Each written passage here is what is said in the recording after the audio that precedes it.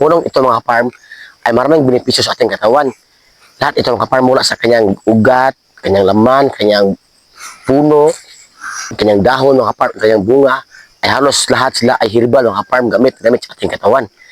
So itong puno, ito mga farm, ang pangalan ito ay tagbak. Itong tagbak mga farm po. So ipakita ko sa inyo ang kanyang dahon. So ito ang kanyang dahon mga farm. Ayan. Ayun ang dahon ng tagbak. So ito ang kanyang puno mga farm. So sa ngayon mga farm, ang kanyang bunga mga farm ay medyo laya na. So kahit laya sa mga farm, ipakita ko pa rin sa inyo ang kanyang bunga. So ito oh.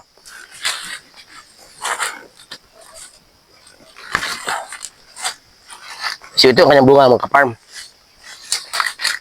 Ito ang kanyang bunga. Atin siyang buksan para makita niyo ang kanyang laman. Ayan. So meron siyang ganito oh. So kung hindi pa ito siya laya mga farm, ay masarap itong kainin. Ayan oh. So pwede pa para sa mga farm oh. Pwede pa. So atin subukan para malaman nyo na makain talaga ang bunga ng tagbak at napakasustansya nito mga farm. Napakasustansya at napakasarap. Ayan oh. So pwede pa sa mga farm.